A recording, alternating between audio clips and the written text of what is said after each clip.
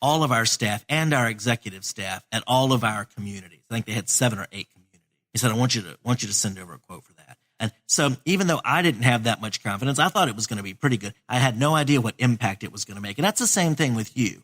You do not know, I promise you do not know what impact you can make by using your gift, speaking from your experience, utilizing those things that you have to get out there and to make a difference with other people. It will make more difference than you know. You'll be surprised as well as pleasantly surprised, as well as having a lot of joy and fulfillment when you find out that, wow, what I've got makes a difference. This is really benefiting people's lives, and it's what I'm best at when you use those unique and specific gifts that you've got.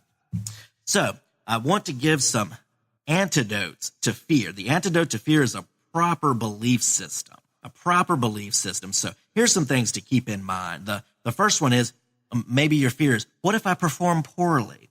How about this thought? What can I learn to succeed the next time? If you do make a mistake, if you do perform poorly, what can you learn from it so that you can succeed the next time?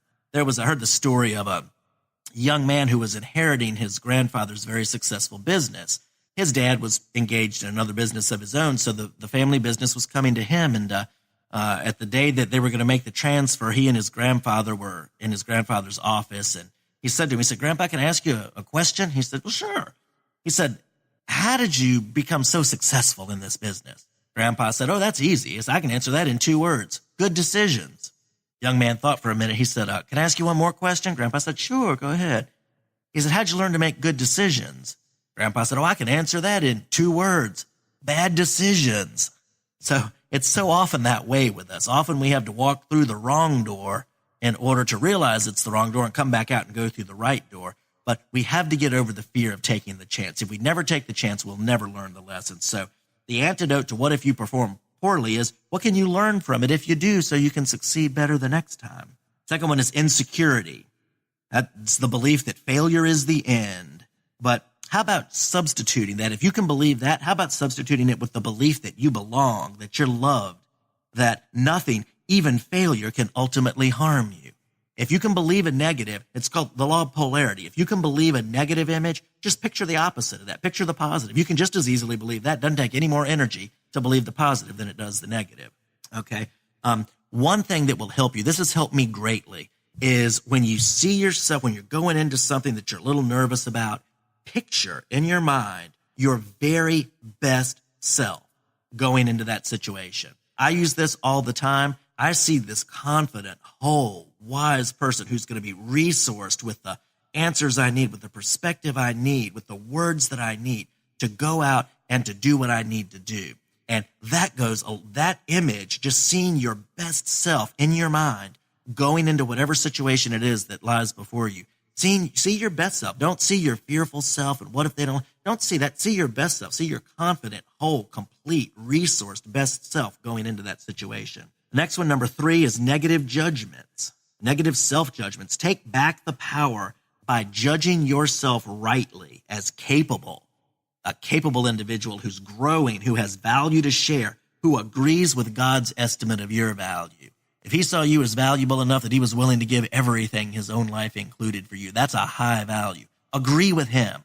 Make the agreement with him and get rid of that negative self-judgment. Just a friend of mine, she calls these little voices in the head, the negative self-judgments and the inner critics, those little babbling negative things that we all have. She calls that a gremlin, and she named hers George Burns. And she said anytime that she gets ready to go do something important, she just hears George just babbling away. You can't do that. Nobody cares. Nobody wants to hear you, whatever. And she says, George, you have to go sit in the corner because I don't have time to talk to you today. I've got important things to go do. And she doesn't pay that voice any mind, and she just sets about going and doing what she needs to do. Number 4, self-acceptance. We have to come to understand that what we have to give is both valuable and needed. And to keep doing the right thing, make a commitment to ourselves. We're going to keep growing. We're going to keep at it. We're going to keep doing the right thing, no matter how others respond. Because not everybody's going to get it. Not everybody is. No matter how excited and enthusiastic we are, not everybody's going to want it. Not everybody's going to be up for the journey, to take the trip with us. In Acts 17, 4 and 5, the story about Paul continues, and it says that speaking of his audience, that some of them were persuaded and joined Paul and Silas, along with a large number of the God-fearing Greeks and a number of the leading women. But the Jews, becoming jealous and taking along some wicked men from the marketplace, formed a mob and set the city in an uproar. And attacking the house of Jason, they were seeking to bring them out to the people. So not everybody's going to buy what you have to give, and that's okay. They may cause you difficulty, but even that difficulty isn't going to stop your purpose. And there's so many people who are going to be benefited. Focus on the ones who are connected, who are being benefited, who are being blessed by who you are and what you have to give, and let that encourage you to keep going. If you had, it can be intimidating to go to people and do something if you don't know how they're going to respond. But think about this. Think about if you were walking down a street and you looked into the picture window of the front of a house and you saw a family all seated at the dinner table having a great time, conversing, laughing, enjoying each other's company. It would be very weird for you to just go knock on the door and, barge into that situation with no good reason. That would be very weird. But what if you saw on the other side of the house fire burning and the smoke rising? You wouldn't feel nearly as uncomfortable going and knocking on their door, because the message that you had, what you had to share with them, was so important that they would immediately recognize the need. And if they didn't, well, you've done your job to try to get them out. It's on them then, but you would have fulfilled your responsibility, and most likely they're going to appreciate it and thank you for it. That's how it is when we start developing ourselves and putting our strengths to use. We have to realize that what we have to give is important. Other people do need it, and it will benefit them, and get out there and do it. Number 5 is never compare your inner reality to someone else's outward appearance.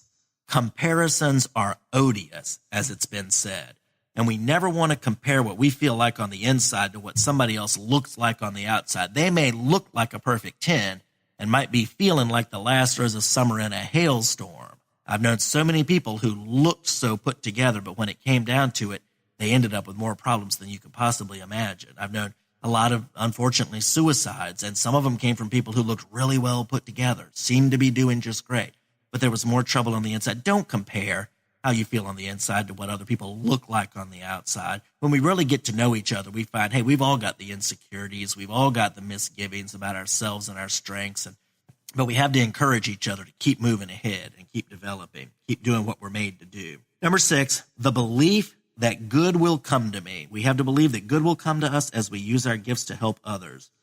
Doing what we can in our areas of strength will end up with greater appreciation from the ones that we help. Whatever you're gifted, whatever your strength is, it's going to end up benefiting somebody somehow, and that's going to end up in appreciation from the ones that we help and add value to. Some people might resist us. They might because they're selfish or because they're jealous of us, but they will eventually be seen for what they are, and we'll be seen for what we are when we get out there and use what we've got to do good. And then lastly is a positive life stance. We need to get a positive life stance, that positive life stance believes that even though difficulties come, it acknowledges that there are difficulties in the life. You don't have to be in denial to have a positive life stance. But even though there are difficulties, life is good, people are valuable, and the difficulties are ultimately outweighed by the good. That's what a positive life stance is. It's not your head in the sand, not admitting that there's anything wrong, but it says even though there are troubles, it's worth it to keep going on and to keep helping other people. We're told in Romans 8:28 that God causes all things to work together for good to those who love him and are called according to his purpose. Well, what's his purpose? It's very simple. That's not some really pietistical religious thing. What's God's purpose? It is and always has been to have us know how greatly we're loved and desired, and to help others see that for themselves and know how valuable they are. That's what the gospel message is to understand to understand and return to the love and value that God sees us with. That's all it is. That's what God's purpose is. And when we're using our gifts to help others see their value and add value to them, we're aligned with him. Jeff will be back shortly to wrap up today's message. This is Gabriela, still on the scene today with Top Network Radio. If you're just tuning in, you're listening to Empowered Living with Jeff Byrd. If you've missed any part of today's message, you can hear it again online, as well as the entire archive of Empowered Living at www.topnetworkradio.com or search keyword #Empowered Living. We would like to acknowledge our music partners, Sound Ideas for Corporate to the Max, and Kevin MacLeod for Airport Lounge. Any scriptures read during this broadcast are from the New American Standard Version of the Holy Bible. If you would like to learn more about Jeffrey Byrd Coaching, visit www.jeffbyrdcoaching.com. That is JEFFBYRD coaching.com. Do a Facebook search for @CoachingRocks or drop Jeff a line at jeff@jeffbyrdcoaching.com. Again, JEFFBYRD coaching.com. Let Jeff's Coaching Rocks be the building blocks of your empowered success. Now, let's go back to Jeff for the rest of today's message. So I want to give you 6 applications from what we've talked about today. The first thing I want to ask you is, what would you do if you knew you couldn't fail? You probably heard that question before, but think about that. If failure was off the table, if you weren't worried about anything, what would you do? What would you love to do? What are the things you're good at, that you're passionate about doing, that benefit other people? What would you do if you knew you couldn't fail? Number 2, what are you gifted to do even if you do fail? What are your gifts? Maybe maybe other people have told you throughout your life and you've just never done anything with it. Other people telling me what they saw in me has greatly helped me to understand what my gifts are and to develop those. Maybe you need help, like the book's Strengths Finders 2.0, where there's a little test and it can tell you what some of your greatest strengths are and give you ideas of how to apply them. There are resources there. Number 3, if you do fail, what can you learn from the failure? Think of other failures in your life. Think of failures that you've known in other people or that you've read about, that you've heard about. What have they learned from them, and how much has it helped them? Michael Jordan said that he had learned to embrace failures. He's missed so many game-winning shots. He's had so many difficulties. He was even cut from the high school basketball team, but he said he's failed and he's failed and he's failed, and that is why he succeeds. He's learned from the failures. The failures showed him what areas to work on, what areas to strengthen, and now that's why he's a success. What can you learn from your own failures? Number 4, what might you and others gain from the experience? Just the experience of you getting out there and doing what you'd love to do, what you're gifted to do, even if you're doing it afraid. If you get out there and do it, what might you picture? What might you and others gain? Where could it go? What opportunities might come from it? How far might it go? Just envision those things. Get those in your mind. That'll encourage you. Number 5, how might the attempt help you in the future? Just getting out there and trying, like I shared with that first presentation I ever gave. I had no idea anybody would come up and respond to me. I had the VP of the company I was with come up and make an offer to me to do a whole lot of training. You never know how the attempt might help us in the future. And number 6 is just, we'll close with this, is really, what do you have to lose? If you're where you are and it's not fulfilling, you've got strengths, that there's more, even if you don't know how to get there, you just feel that tug. That little tug on your heart. I remember one day getting up and getting ready for work, and all of a sudden, I just realized I didn't have anything. I was done. I just sat down on the edge of the bed, and I just prayed something to the effect of, God, I'm grateful that I've got a job. I'm grateful for all the good it's provided me, but this isn't me. And I don't even know what I need to do, and I don't even know how to get there, but I know you know, and I'm asking you to do that for me. You know what? Amazingly, within 3 months, I was out of that job. And I was in another work, had my own business that was growing. And that business led to, it's a photography business, that business led to being seen by a friend from kindergarten who contacted me and offered to interview me on her television show, and ended up telling me about coaching and leadership training. And that totally resonated with me and seemed to fit. And I started that 4 years ago, and now here I am, and doors are opening up all over the place. It hasn't been easy. Let me tell you, it hasn't been easy. It's hard to step out of a full-time job and start something on your own. I mean, it was a huge financial loss, but the fulfillment of what I do and the difference it makes is what keeps me going. And now, I've always had enough, never missed any bills. God's always seemed to provide enough.